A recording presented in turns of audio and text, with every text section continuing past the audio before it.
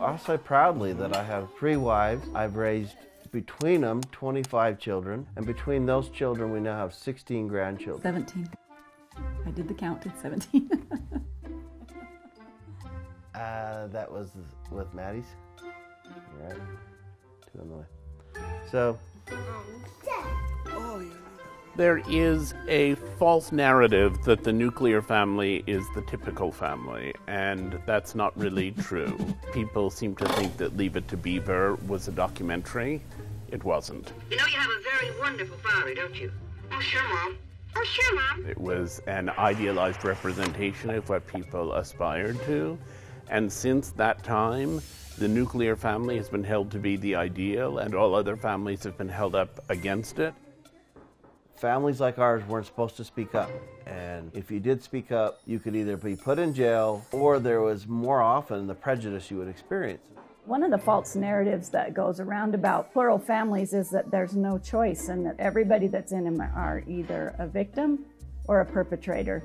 And the lack of understanding that's gone on about plural families has really caused that narrative to grow.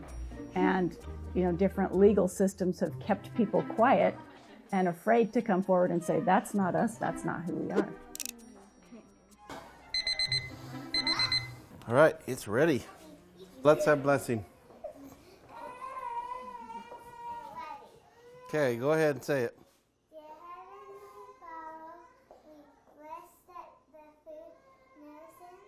It is a love story for me.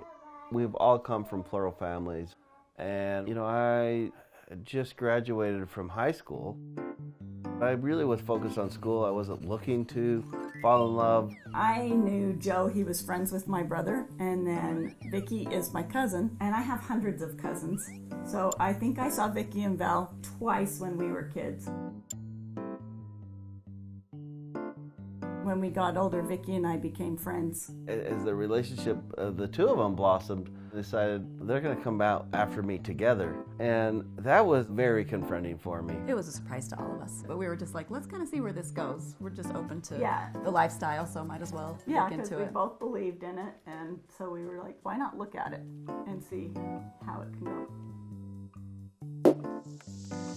We were married for 10 years, and then this gal shows up. I came along. She had come out of a divorce and was coming over, and I saw her like for the first time for me, and we were both really confronted. I wasn't looking for another wife, and I felt a zing, and then I was like, what was that? No. Shortly, she joined the family along with 5 kids, and we became a plural Brady Bunch family. The crime has traditionally been if you purport to be married. So it was a law against language, rather. So we couldn't even talk about it. You didn't say anything about your family. You didn't want to lie, but then you felt this pressure like, I can't own who I am. I can't say who I am. And I think when you do that to a culture, you do that to people where they're not even able to speak who they are or be proud of who you are, it really marginalizes and then leads for that culture to be exploited. I'm writing a book now in which I try to look at ways in which people who consider themselves family have to contend with a system that tends to give greater validity to mainstream families. And I'm interested in the idea that this nuclear family really was an invention of the 20th century. They originate from a 1950s idea that there was such a thing as an ideal family.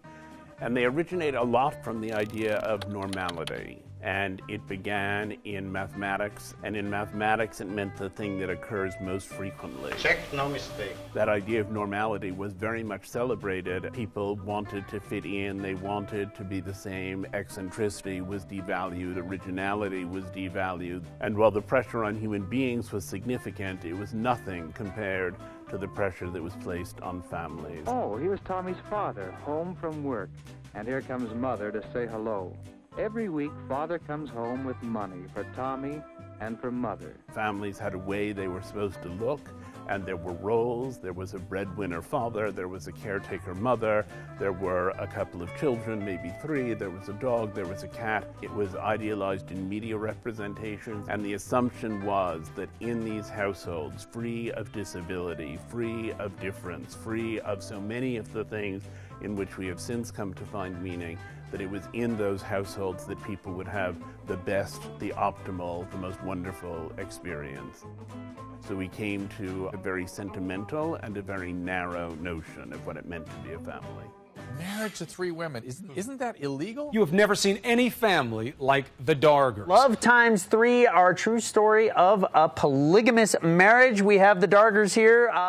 The Dargers were willing to come out as polygamists at a time when almost nobody did. They said, the representations that are out there of us are wrong. There are people who are suffering in polygamous marriages. There are people who find them joyful. Those stories need to be heard. Only the stories of people who have been miserable are being heard right now. What really got us all inspired to become more public and try to change the narrative was my daughter, Kira. She died when she was 5 months old. The investigation and the way that we were treated and the fears that we had of interacting with other agencies, it was really, really painful. They went in and they pulled out all the kids from the same last name in the schools around to interview them. You know, I was only 30 at the time and I just didn't know what to do. And we had seen some other families where there were some cases where the people had had something happen to their child and were being accused of some kind of abuse. Yeah. And they chose to kind of go deeper and hide, and the fear just made them go, we don't dare talk to anybody, we hardly even dare go out of the house, and we could see that's not going to be healthy. And we can't want to do that. I mean, I wanted to do that because I was really scared. But Joe was really angry, and all of us were kind of wondering what to do, but we just knew it couldn't stay the same. It just couldn't stay the same. Joe, do you constantly smile? Huh? We realized that narrative that we talked about is so strong that if we didn't start doing more interviews or be in public or talking about it, even though it was a risk to talk about, if we didn't do that, it was not ever going to change. We really tried to examine what we had to do to change the law. We did a lot of politicking. We got a lot of people active in politics. I want to thank Joe Darger for the invitation to speak on this really important issue. We had to really focus on the Republican Party to get any kind of influence and get people to see that we had a voice. When these crimes do happen in plural families, they are often not reported because of the widespread fear of the media and law enforcement. Joe has had a number of insights that were crucial to bringing about decriminalization in Utah. In the first place, he said, we have tried for many years the freedom of religion argument, and it has never worked. He said the freedom of religion argument does not, in fact, cause people to open up and say that they want to accept those of us who are practicing polygamy. It was defeated by the Supreme Court in the Reynolds decision in the late 19th century. It has been defeated in courts over and over again. He said, polygamy is a free speech issue. He said, nobody gets in trouble because he has slept with a bunch of different women and had children by them. He said, I have children with 3 women and I call them my wives. And it's because I use the word wives that our lives are stigmatized. He said, that is a free speech issue. I should be able to call them whatever I want to call them. And so it was the revelation, I think, that this could be negotiated as a free speech issue that was his great primary insight and the beginning of the shift toward decriminalization. A lot of people know there's no way you're ever going to change the law in a Mormon legislature, and we had that unanimously passed in the Senate, overwhelmingly passed in the House. Polygamy is not legalized, to be clear, but it's decriminalized. We got it to go from criminal, felonious, to now it's an infraction in 18 years. So you're taking Kristen Tori and Chris and Tori to Jenny's, and then Tess either wherever we take her. a lot of times the fact that it was criminalized was used as a license to then discriminate.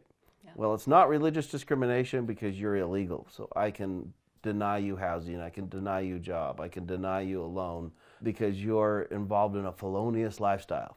So now that we've been able to alter that just this year, we're hoping that more people can come forward and own who they are. And then we can put an end to this kind of narrative that continues to exist from keeping people quiet.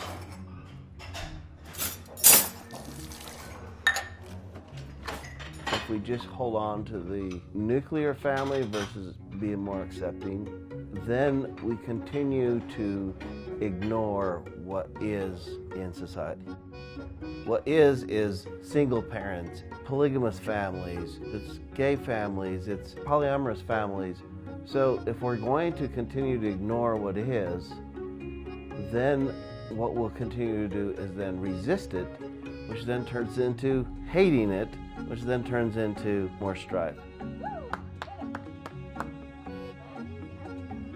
However somebody wants to organize themselves to create the future, we need to accept that because that is America and that is who we can be for the world.